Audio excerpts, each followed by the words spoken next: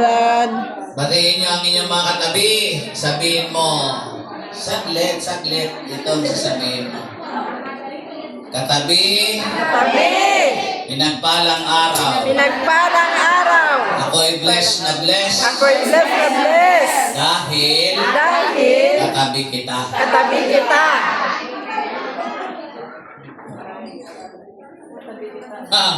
Amen ba? Amen. So, okay.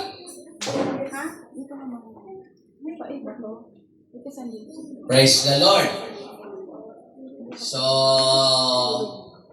muli tayong nasa series.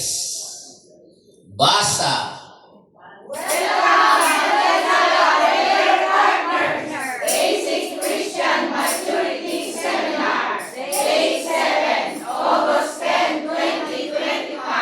The Foundations of Christian Living. Semifinals na tayo. Semifinals na yan. Amen. Kasi 8 yon, 8 topics. So, I'm hoping na founded na tayo. The foundations of Christian living. Matatag na ang ating buhay pananampalataya.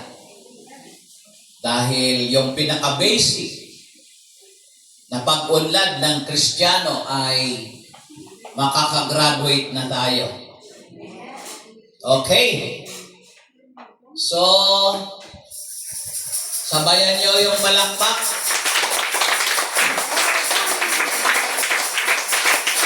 Overcoming the flesh. Kaya huwag kayong iilag para hindi the flesh. So, patamain natin yan. From Galatians chapter 5, verse 16 to 21, it says, So I say, walk by the Spirit, and you will not gratify the desires of the flesh.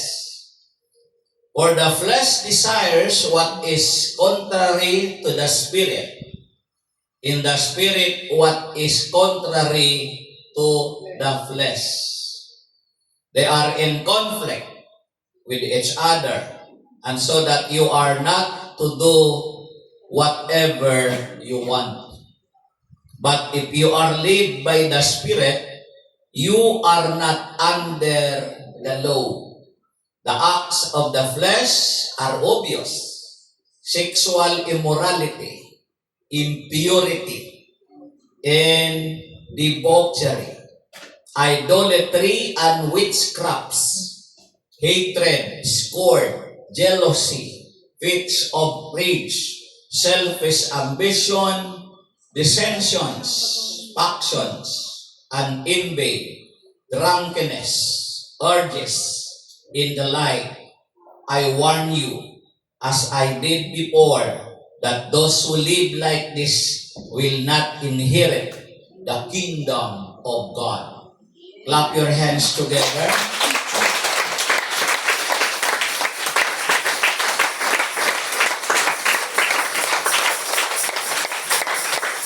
Sinasabi ko sa inyo, mamuhay kayo ayon sa Espiritu at hindi ninyo pagbibigyan ang mga pagnanasa ng laman. Sapagkat ang pagnanasa ng laman ay laban sa kagustuhan ng Espiritu, at ang kagustuhan ng Espiritu ay laban sa pagnanasa ng laman. Magkalaban ang dalawang ito, kaya napipigilan kayo sa paggawa ng nais ninyong gawin. Kung pinapatnubayan kayo ng Espiritu, wala kayo sa ilalim ng kautusan. Hindi maikakakaila ang mga gawa ng laman: pakikiapid, kahalayan at kalaswaan, pagsamba sa Diyos-Diyosan, pangkukulam, pagkapuot, pag-aaway-away, pagsisilos, pagkakagalit, at kasakiman, pagkakampi-kampi at pagkakabaha-bahagi.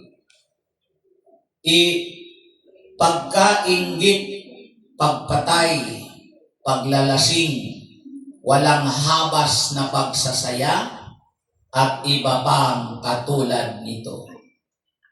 Muli ko kayong binabalaan, ang gumagawa ng mga ito ay hindi magkakaroon ng bahagi sa kaharian ng Diyos. Mga ginigiliw kong kapatid, kapanalig, ito ang mabuting balita ng ating kaligtasan. Salamat sa Diyos.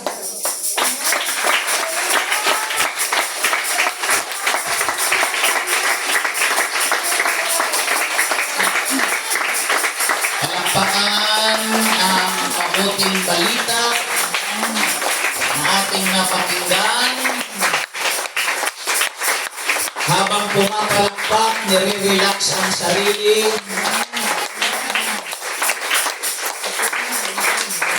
Hallelujah!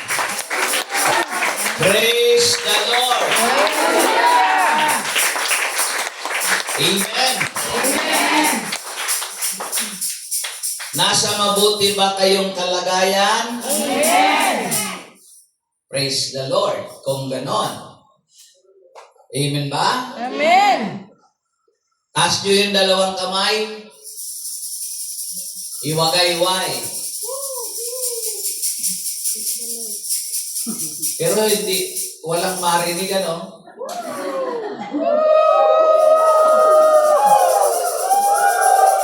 Usal ng pagsamba.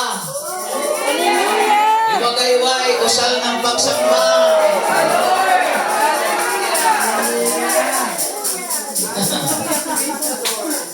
Kumimbot-kimbot. Di ba? Amen.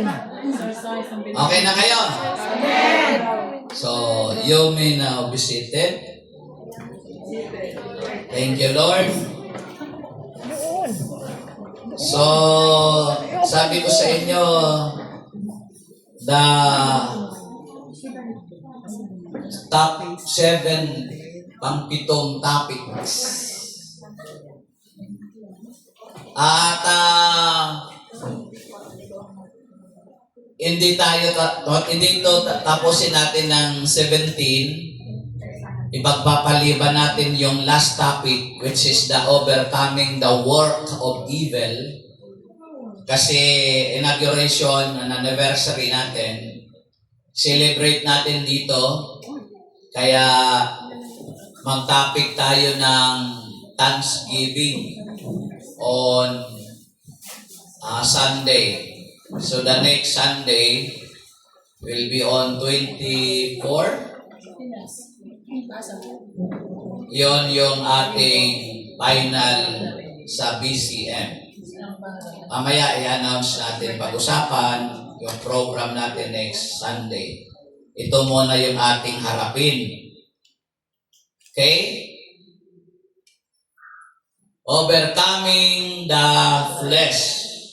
Ano sa inyong pangunawa? What is overcoming the flesh? Tagumpayan ang gawa na. Mapagtagumpayan ng laman daw, laman. No? Flesh, di ba? Laman. Gawa ng laman. Okay. So bakit? Ano bang problema sa laman mo? Yung nasa labas o nasa loob? Yung nasa loob, lamang loob yan. Okay? So, aralin natin what is overcoming the flesh. Ang tema natin, mga kapatid, no? Resisting sinful desires in living according to the Holy Spirit. Ayon sa lead ng banal na Espiritu at ating mapagtagumpayan, labanan natin yung sinful desires, yung sa ating nasa kalooban, no? paglabanan sa ang ating mga kasalanang nagagawa o pagnanasa at mamuhay tayong ayon sa banal na Espiritu. So yun ang ating tema. At ang layunin, the purpose is to align oneself more closely with God's will and to experience transformation into a more Christ-like individual. Amen po? Upang maihanay daw ang ating mga sarili ng mas malapit sa katotohanan sa kalooban ng Diyos. At maranasan natin yaong pagbabago tungo sa isang mas kapanipaniwala na makatulad tayo ni Kristo. Hindi lang yung parang kunwari lang katulad na ni Kristo. So yung word that to align oneself more closely to God's will. Hindi naman actually na ineksakto na talaga. More closely, mga kapatid sa Panginoon. So yan ang ating purpose kung bakit mayroon overcoming the flesh. So ito na ulit yung tanong. What is overcoming the flesh? Overcoming is mapagtagumpayan, to conquer, manalo, malusutan. That is overcoming. Mapagtagumpayan ang pananaig ng laman. Mga kapatid, dahil yung buhay natin composed of the three dimension,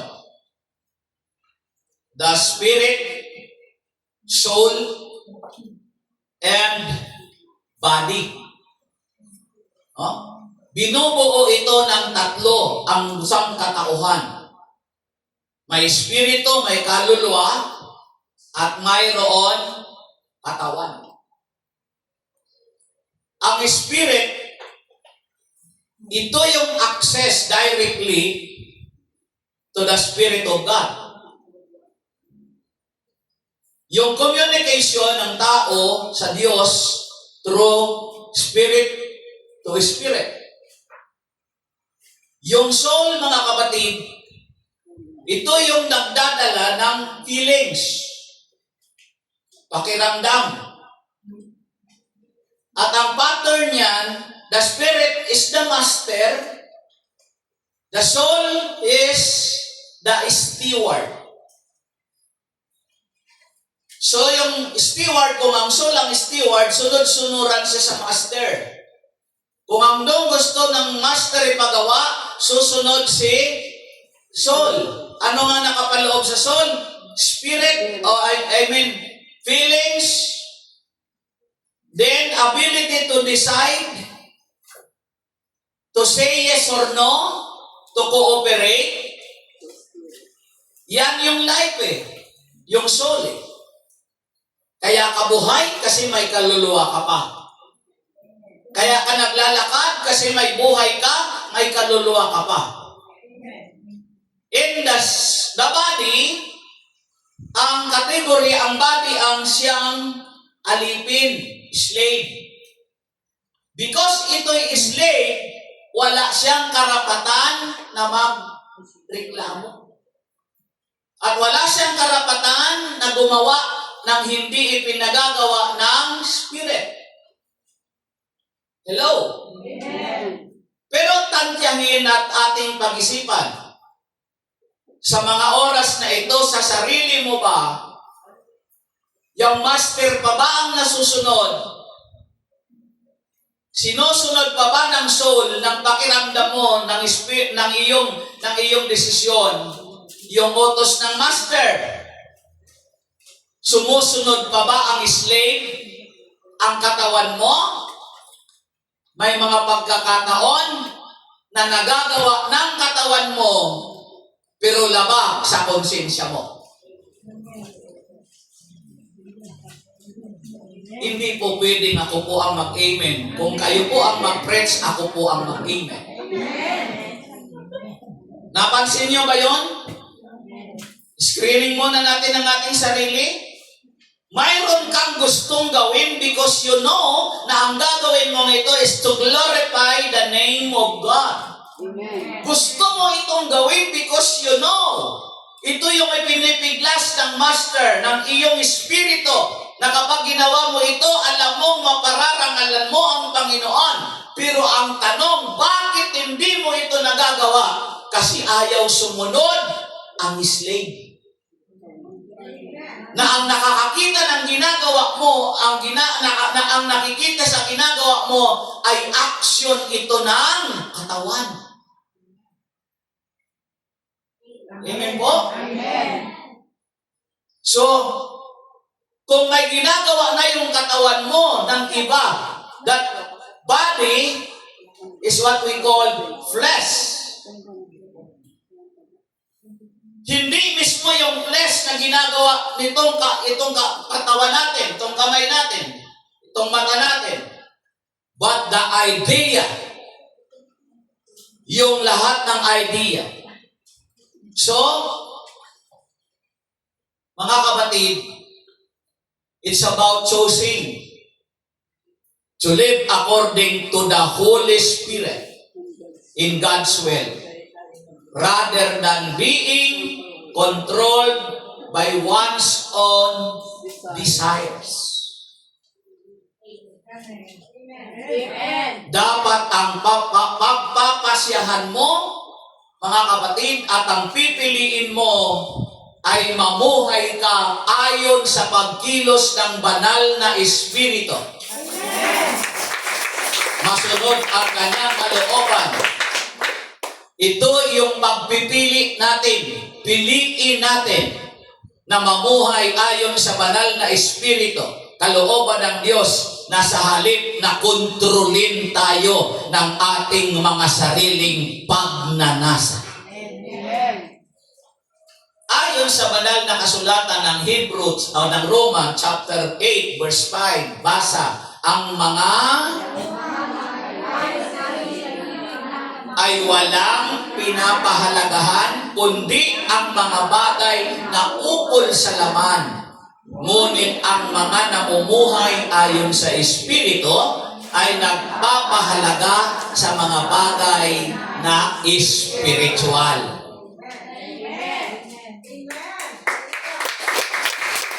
Sunod ang ganito.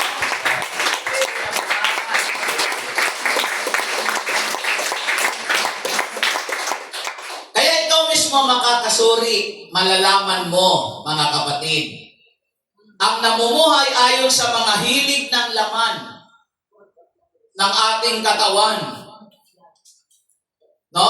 Wala kang ibang pinapahalagahan kundi yung mga bagay na ukol sa makalaman na gawain. Ikaw makakasuri nun. Kung doon ka nahuhumaling sa mga gawa na ito, ng laman natin, ng katawan natin, ng kapasyahan natin, mga kapatid, laban ito. Malalaman mo, yung namumuhay ayon sa Espiritu, pinapahalagahan niya yung mga spiritual. This time, katulad nito, mga kapatid, ito'y gawain natin, nagawa na kalooban ng Espiritu Santo. Amen po? Amen. Konsensyang-konsensya ka kapag hindi ka nakaka-attend dito. Kaya ano man ang mangyari, pinagsisikapan mo ito. Kasi magpapahalaga mo ito sa bagay na espiritual. Pero kung hindi ka namumuhay sa banal na espiritu, sa spiritual life, mga kapatid, ang pahahalagan mo yung una. Hilig lang ng iyong laman. Ay, kausap pa ba ako? So what does it mean? Flesh.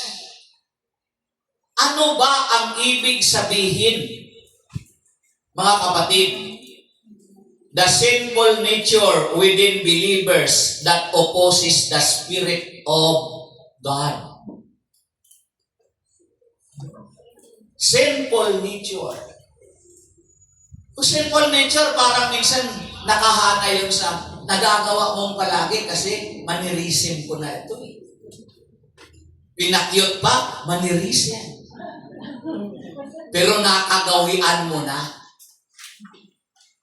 Which is, alam mo na, against to the will of God. No? Sinful nature within believers that opposes the Spirit of God. Ay, wala akong magawa, ito na nakasanayan ko. O sige, yun na lang nakasanayan mo. Pero ino-oppose niya, kinukontra niya yung pagkilos ng banal na Espiritu. And the manifestation of the sinful nature is in our reading. The manifestation, yung pagkilos po nito, mga kapatid, yung sinful nature is within the reading, mga kapatid. Verse 19, hindi maipagkakaila ang mga gawa ng laman.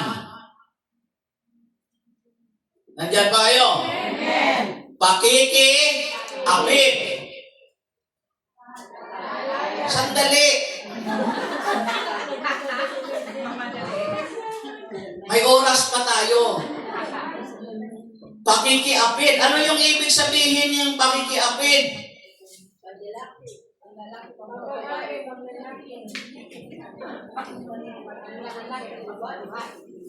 Sa asawa na may asawa, inasawa yung asawa. No? Mga kapatid. So ano yung ibang term ng pakikiapid? Pagtataksil. At hindi lang tinutukoy diyan, mga kapatid, yung pakikiapid, hindi lamang literal, even spiritual, mga kapatid sa Panginoon. Spiritual adultery. Pakikiapid, kahalayan. What do you mean kahalayan? O nga, kalaswaan nga. Ano? Alam mo yung mahalay, alam mo yung malaswa? Sa pananalita. Yung malaswang pananalita na hindi nakakaganda sa pandinig ng nakikinig. Mahalay na isip. Ito ang pinakamahirap, yung mahalay na isip. Sa amin, sa mga kalalakihan, na kapag nakakita kami ng sexy, transparent na yung aming mata. Parang naglalakad na wala na siyang suot. Pag nanasa, hindi mahira, hindi masamang maghumanga ka sa magagandang nilikha ng Diyos. Pero huwag mo siyang pagnasahan. Sa mga kalalakihan. Pero akala nyo ba mga babae, ligtas na kayo? Mas matindi nga sila pag nakakita ng gumapo. At yan ay pinakamahirap, mga kapatid, lalong-lalo na kapag ka-LDR ka. Dapat ito yung alalakasin natin. Lalong-lalo na sa ating mga OFW. Kunti na lang ng amen doon. May mga experience ako na napuntahan, Israel, Cyprus, now Macau, Hong Kong, mga kapatid. Sa aking mga pag-aaral-aral, problem sa mga napuntahan ko. Sa napuntahan ko, hindi ko pa sinasabing dito. Problema, yung mag-asawa. Kaya kung pwede nga lang sana, no?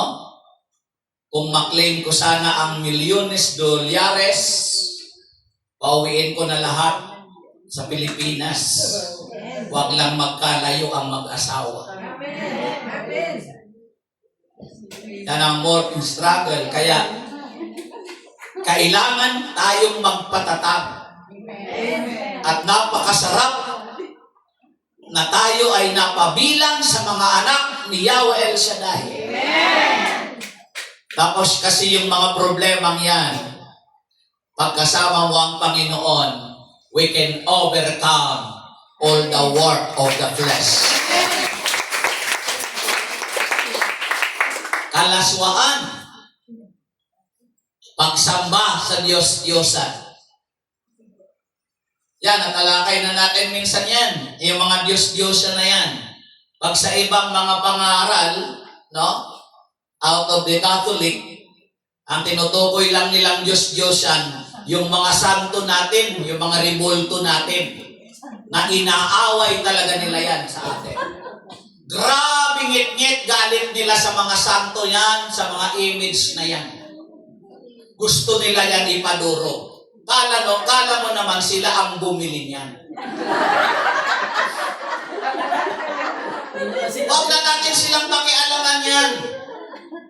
Nakatayo lang yan, wala naman ginagawa sa iyo. Huwag na natin yan pakialaman. Ang pakialaman natin, yung mga taong nag-iingat niya na matuto sila na dapat yung pag-iingat, hindi pagsamba. Ang alisin natin yung turo. Pagbibintang ang ginagawa nila. Sumasamba kayo sa rebulto. Sino nagsabi sa iyo na sumasamba tayo dyan? Di ba pagbibintang yan? Taas kamay ang sumasamba dyan. Ibalato ko sa mga nagsasabi na sinasamba natin yan. Amen po? Amen. Yun ang ituro natin. Pagsamba sa Diyos-Diyosan. Okay, kung sinasamba mo na yan, Diyos-Diyosan talaga yan. Magtanong ka, bakit kayo mga Katoliko, pinapasa ninyo yung mga rebulto? Alangan naman tayo ang pasanin yan, hindi naman yan nakakalakad. Amen. Ano ang problema nila? No? Eh, ba't kayo humahalit dyan sa rebulto? Oo nga naman. O baka sagutin din natin, hindi naman kasi sila pwede sa atin ang humalik. Yun. Yung ingatan natin based on our action. No?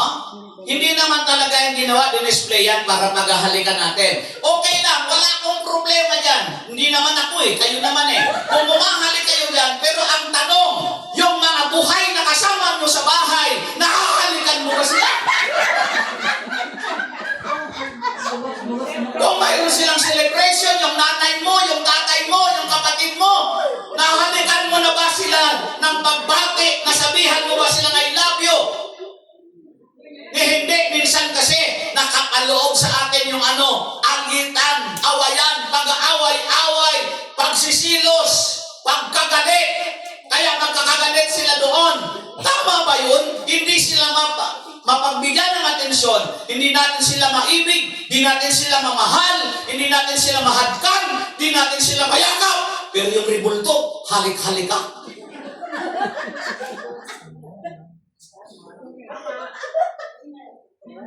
That is how to overcome the flesh.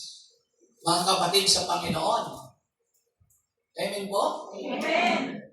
Sa amin nga, alam mo sa barangay, sa baryo ko, sa baryo ng ama ko, Uwas, Albay. Ang bayan na yan, galing diyan ang mga priesthood.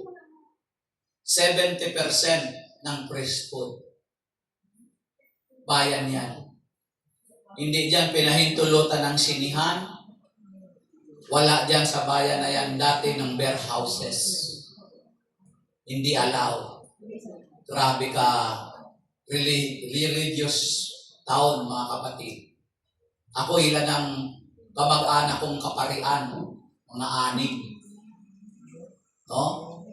Buti na lang ako, hindi talaga ako tuloy ng pari.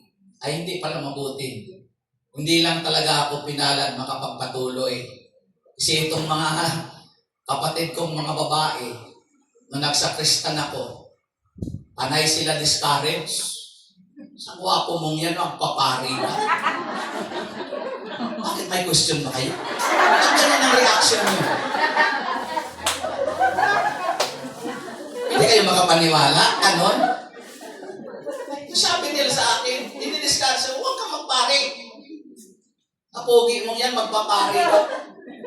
Parang napaka-baby face ko talaga, noon pa man. Amen po. O, din, napa-amen din kayo. Kaya yun, diniscourage nila ako. Pero sa isip-isip ko, bakit naman, ano naman ang problema? May magaganda nga rin naman ng mga madre. Diba? Mga pare talaga, mga lingkod ng Diyos. Magaganda yan na lalaki. Tingnan, amen po. Ewan ko ba kung bakit sa pagdating sa paglilingkod sa Diyos, iba yung kanilang mga pagtingin. Kaya hindi ako napagpatuloy. Pero naordinan din ako, padre. Padre de pamilya. So yun, mga kapatid sa Panginoon. So, pagkapuot, pag-aaway-away, pagsisilos, pagkagalit, kasakiman, greed. Ano pang ibang terminology ng kasakiman? Suapang, ganit, gahaman, pagkakampi-kampi, yan ang mga gawa ng tao laban sa Diyos. Pagkakabahabahagi, pagkagalit, pagpatay, paglalasing. Alam nyo, maraming tao, mabuti pa nga minsan kung nalasing ka sa alak. Kasi yung alak naman talaga, nakakalasing.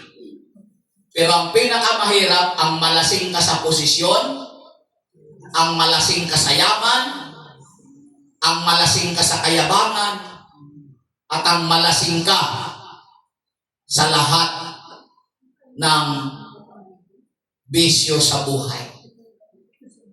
Amen po ba? Walang habas na pagsasaya.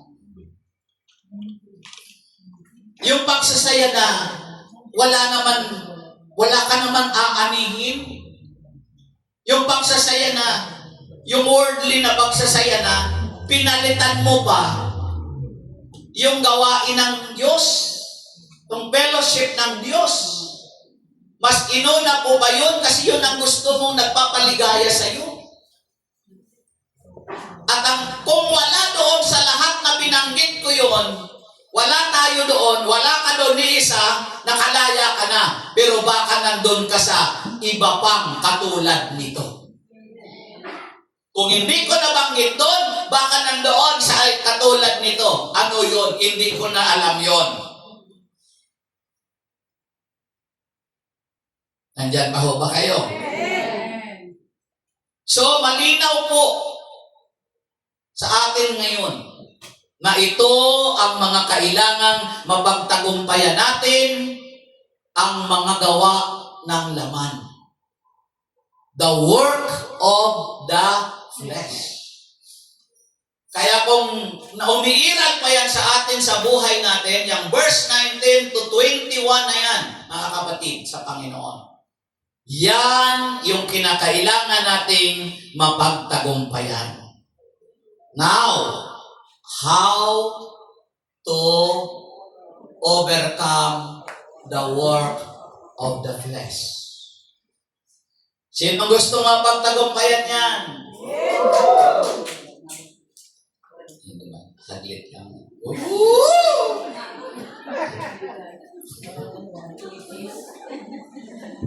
One is walk in the Spirit.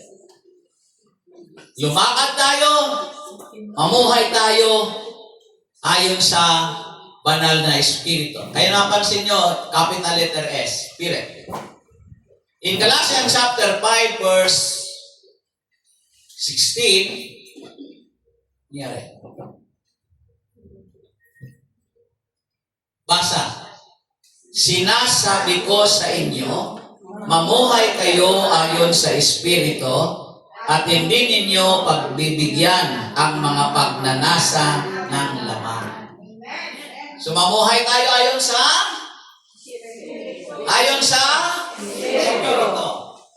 Pag nagkagayon, mga kapatid, ang sinasabi ni Pablo sa mga taga-Galatian at sa taga-Macau, mamuhay kayo ayon sa Espiritu at hindi ninyo pagbibigyan ang mga pagnanasa ng laman. Pagbabad ka sa kapangyarihan ng Diyos, kahit gustong-gusto mo yun gawin, yung tinalakay natin, hindi mo magagawa. Bakit? Ililid ka ng kapangyarihan ng banal na Espiritu. Bahala ka, mga kapatid. Na yung banal na Espiritu, pakilusin natin. Kaya nga yung BCM, yung Basic Christian Maturity, tinalakay natin ito after the baptism in the Holy Spirit. Doon sa Catholic Life in the Spirit Seminar, dahil yun ang ating sandigan, ang pagkilos ng banal na Espiritu. At umuunlad yung presence ni Lord the moment that you always pray to Him.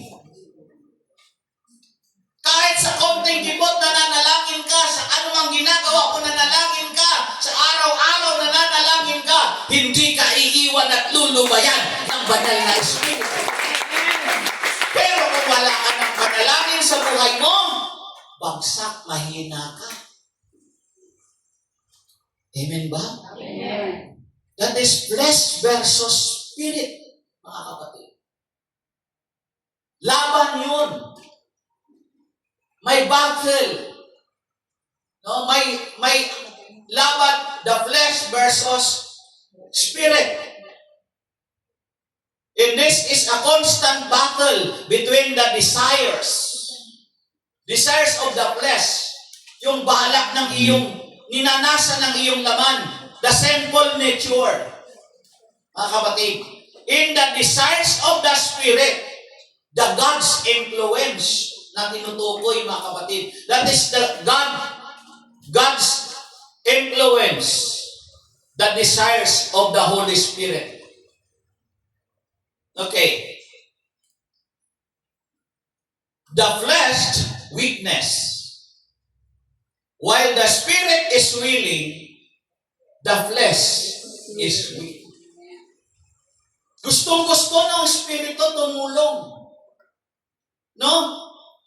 Pero mahina yung katawan. Minsan, si Jesus, nung malapit na siyang ulihin, isinama niya si Pedro, si Santiago at si Juan.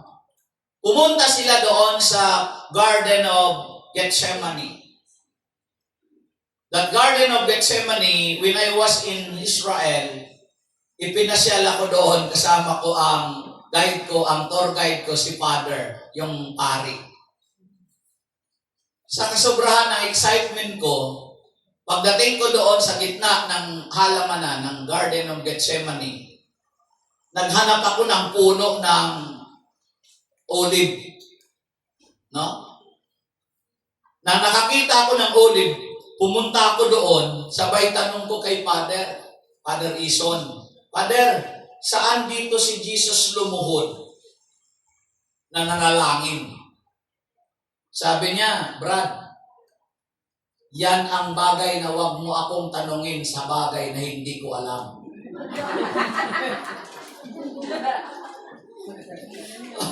Oo nga naman, sa lawak pala naman yun.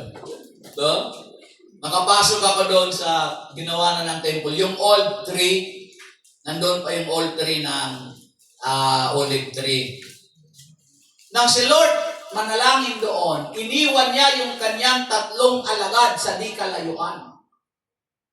Siya lang ang pumunta doon na nalangin. Nung mananalangin na siya doon, pagkatapos niyang manalangin, binalikan niya ang 3 niyang alagad. Nang dinatngan niya sila ay tulong. Inayaan sila ng Panginoon dahil alam niya na sobrang nagdadalamhati yung mga alagad. Because after the Last Supper, narinig na nila yung pagpapaalam ni Lord. So, nandun yung kanilang pighati, yung kanilang puyat, tagod, tulog sila. Hinayaan sila ng Lord. Kita nyo? Yan yung na-adapt po sa Lord. Pag may mga nakikita ko, tulog sa gawain. Okay lang yan. Alam ko pagod yan at alam ko puyat yan kasi wala namang puyat na, wala namang natutulog na hindi puyat. Maliban lang yung mga nagtutulog-tulugan. Okay lang yan. Pero yung pagsimula ko hanggang matapos, tulog ka. Ay, hindi na okay yan. Bisyo na yan. Nanalangin ulit si Lord sa pangalawang pagkakataon, pagbalik niya ulit, tulog. At sa oras na yun, nakiusap na si Lord. Ano ang sabi niya? Gising na kayo. Hindi man lang ba kayo makapagpuyat? Samahan ako. Kahit isang oras man lang kayong manalangin. Sapagkat sabi niya, malakas ang espiritu, subalit mahina ang laman. Hello? Amen. The spirit is willing, but the flesh is weak.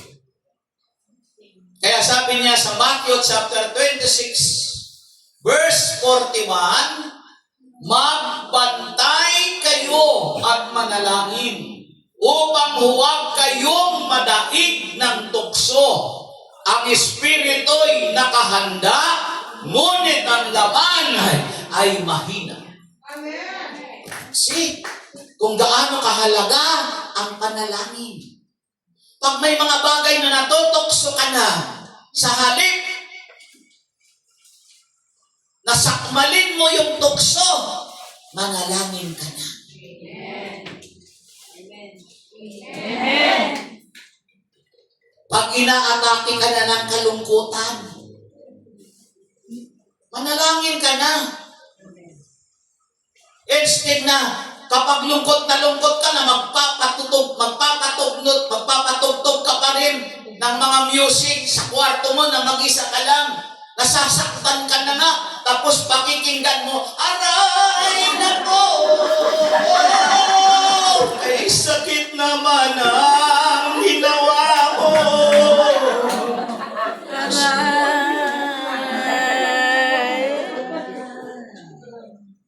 Amen po? Amen. Nabalitaan mo lang nangyari sa Pilipinas. Chismis lang yun. Na mayroon na siyang iba. Huwag kang bastang naniniwala. Amen. Manalangin ka, huwag kang magmukmuk na nagpapatugtog ka pa ng music. Isang iiwanan, isang babalikan. Tapos mag-iimot-imot ka doon, ako yun, ako yun.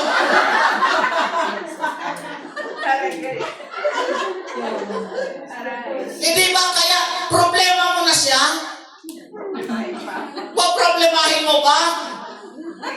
Ang patugtugin mo yung hayaan mo na siya. Pakinggan mo yung sunata ni Lord. This is the day that the Lord has made. O bakit? Lalaya ka na. O sige, umalis ka. Kung hindi siya manginayang pag iniwan ka niya. Bakit? The best ka kaya. Anak ka niya.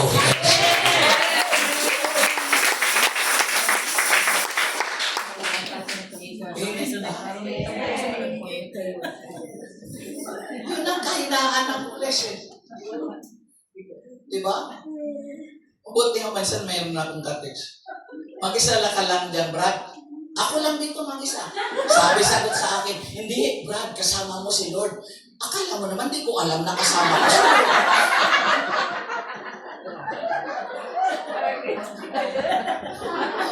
Problema ba yun kung ako lang mag-isa? Eh, pwede naman akong tumawa na ako lang mag-isa. Magtatawa ako doon, tingnan ko sarili ko. O ngayon, ang laki lang salamin ko sa kwarto. O di tayong dalawa mag-usap kung wala na ibang kakausap sa atin dito. O di ba, si Lord nandito kasama natin eh. Buhay pa kayo? Flesh versus spirit. For the flesh desire is contrary to the spirit. And the spirit what is contrary to the flesh. Galatians chapter 5 verse 17. Basa, sapagkat ilaban sa kagustuhan ng Espiritu at ang kagustuhan ng Espiritu ay laban sa mga pagnanasa ng laman. Maglaban ang dalawang ito, kaya napipigilan kayo sa paggawa ng nais ninyong gawin. Yun yung pagbasa natin, mga kapatid ko sa Panginoon. Napipigilan daw tayo, mga kapatid. Now, how to overcome again? Number 2, discipline and crucify the flesh. Unawain mong mabuti. Disiplina at ipako na. What do you mean ipako? Pag pinako ba, tinalikuran na? Suko. Pako ko na. Those who belong to Christ Jesus, taas kamay ang mga anak kay Kristo. Have to crucify flesh with its passions and desires. Yung mga kinahihiligan natin. Kapag ikaw ay para sa Panginoong Kristo, sabihin mo sa katabi mo, ibahin mo na. Mag-iba ka na. Baguhin na natin. Yung nakasanayan. Amen ba? Galatians 5:24-25. At ipinako na sa cross. Teka muna. Children, nag-iba yata ang pagbasa. Ulitin natin. At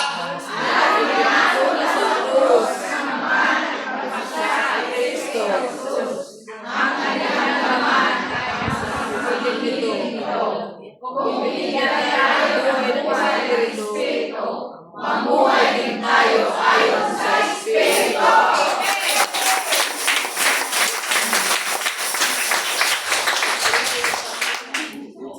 So ibang absent yun.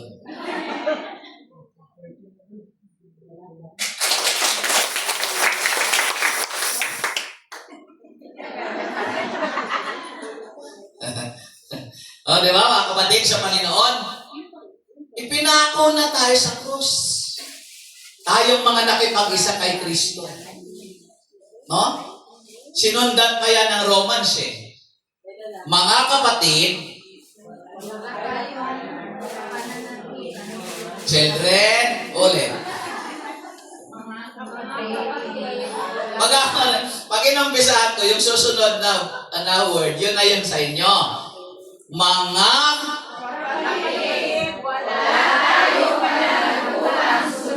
ang mga hilig ng laman upang mamuhay ayon sa katawang makalaman. Sapagkat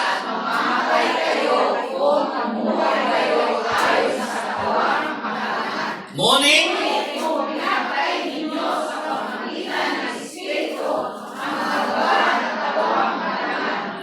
mamuhay kayo. Sino gustong mamuhay? O, di ba? maliwanag, mga kapatid sa Panginoon. Disiplina sa sarili. And finally, how to overcome the work of the flesh. Number 3, trust in God's power. Trust in God's power. Rely on the Holy Spirit. Amen ba? John chapter 14 verse 26. John. Kung mayroon kayong Bible, John din yan.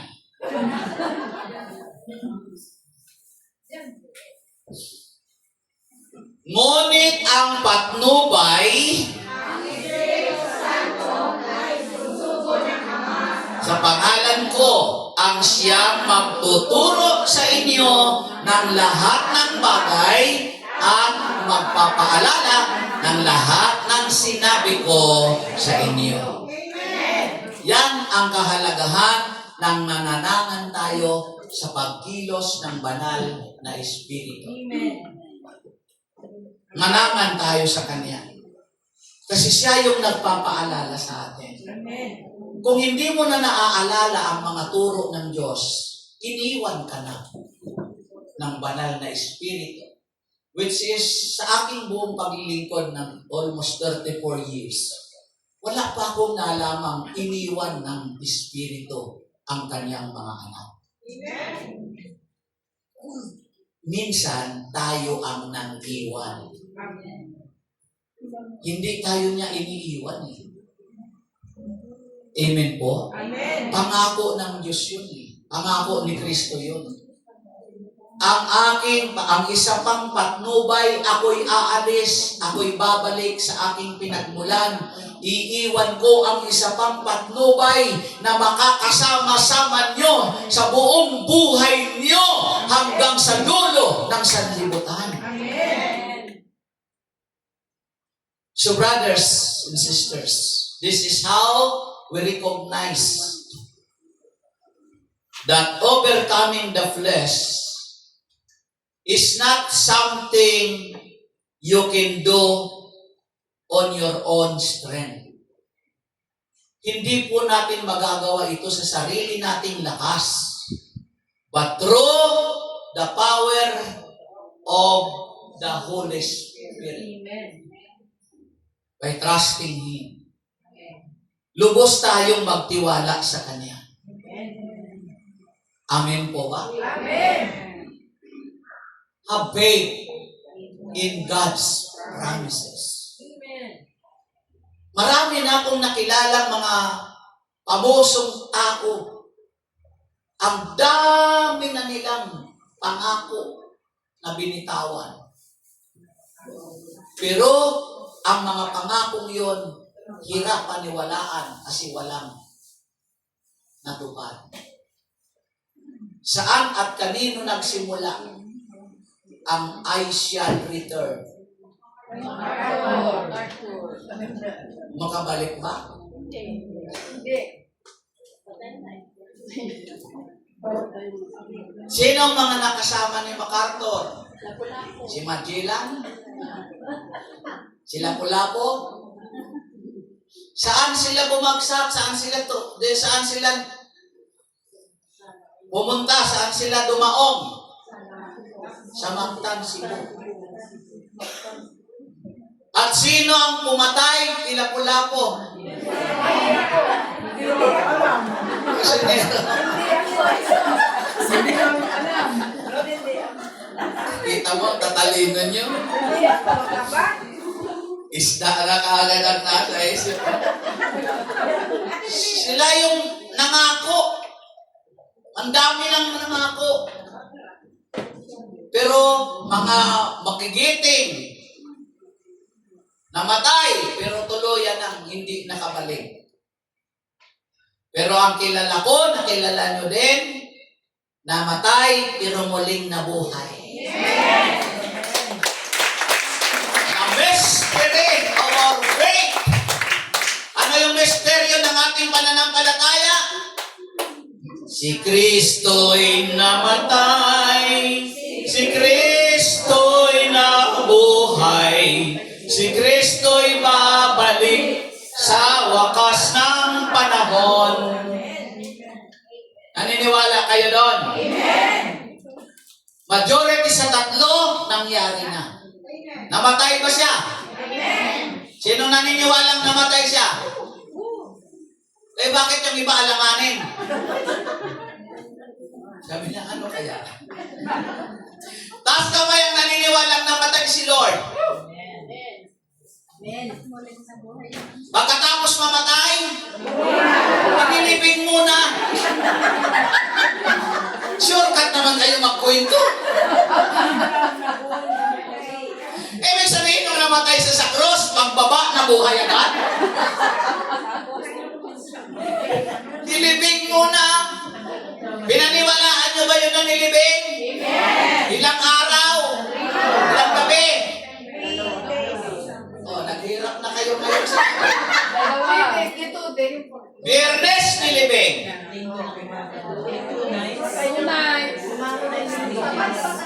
Nabuhay ng Linggo na. Madaling araw. So ilang gabi? 2 nights.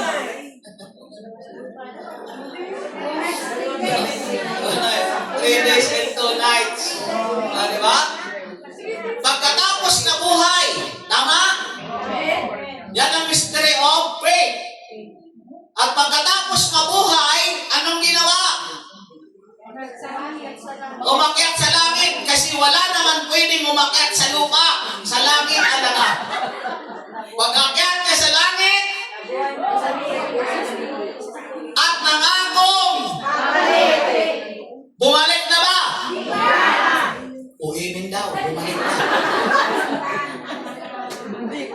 Yung dalawa nangyari na. Namatay, nilibing, mabuhay. Dalawa. Siya'y namatay, siya'y nabuhay, nangyari na.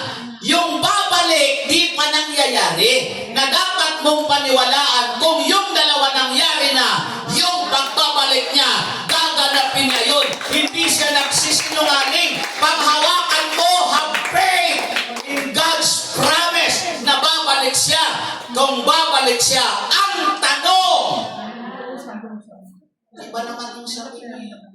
Pag sinabi ko ang tanong sa inyo, ang sagot. Nagkakaintindihan ba tayo? Ang sagot. Ang tanong. Ano ang tanong? Ang sagot. Ano din ang sagot? Ang tanong, sa kanyang pagbabalik, aabutan ka ba niya? Huwag na akong sagutin ng yan. Nang parang hindi nga kayo sigurado. Dahil kapag namuhay tayo ayon sa laman, wala kang puwang sa kaharian ng Diyos.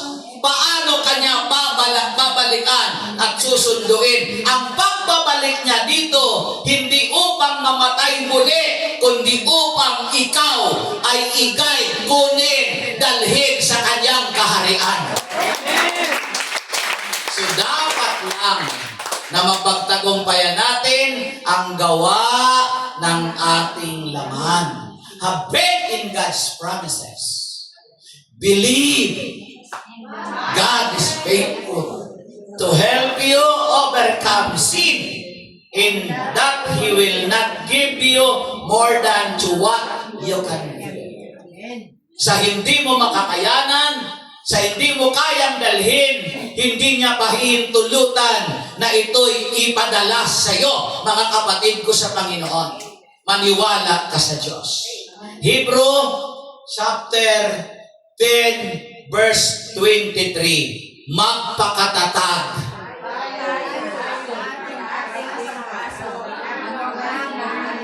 Sapagkat tapat ang nangako sa atin. Magpakatatag tayo. Be strong. Be strong and take. Sabi ko na nga ba, hindi ko nga ituloy para hindi ako sumablay, kayo naman ang nagsablay. O, diba? Kanta mga kapatid sa Panginoon, magpakatatag tayo. Ha? Sa ating pag-asa. Huwag nang magalinlangan pa. Sapagkat tapat ang nangako sa atin. Amen.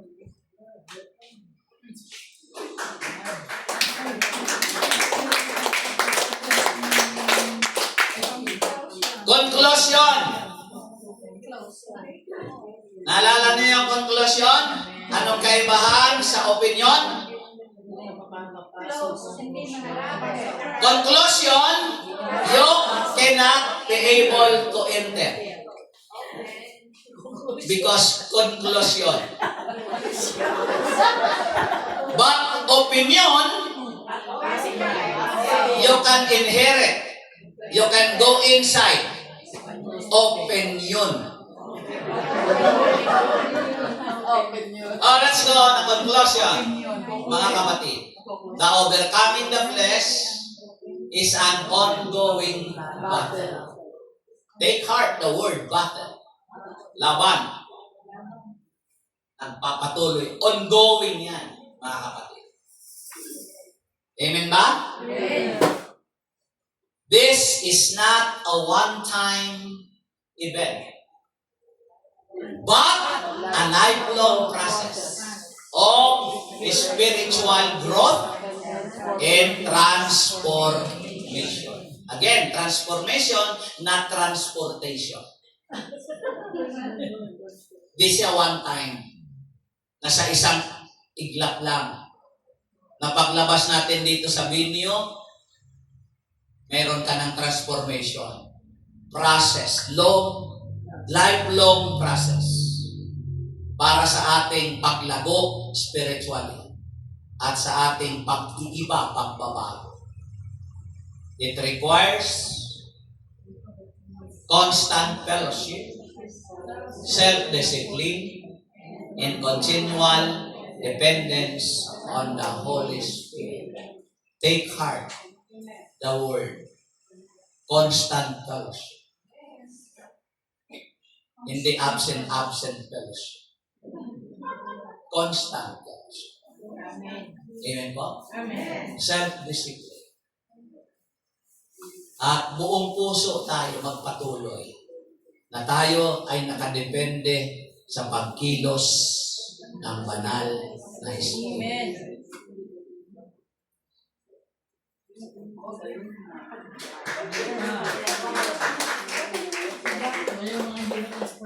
Did you remember that figure? Meron ba kayong idea? Yung mga may alam na,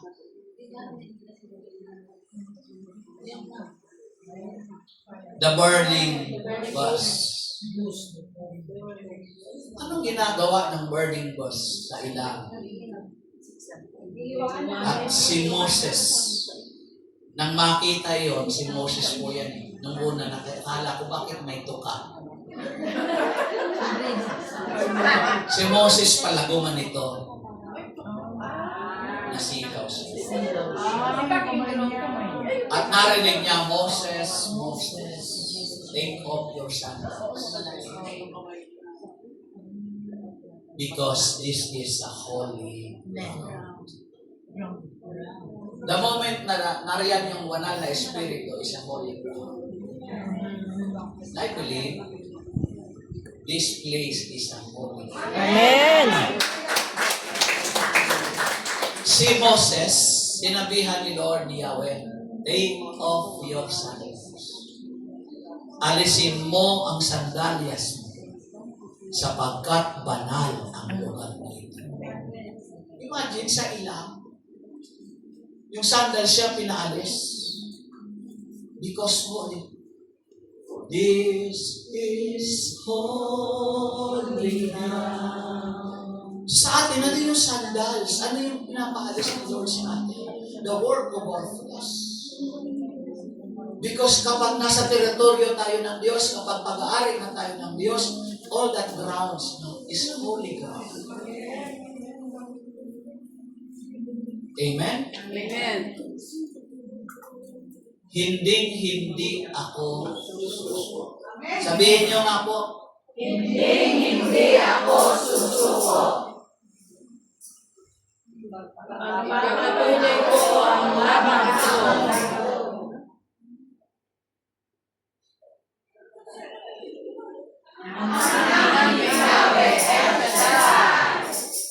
Ulit, 1, 2, 3. Hindi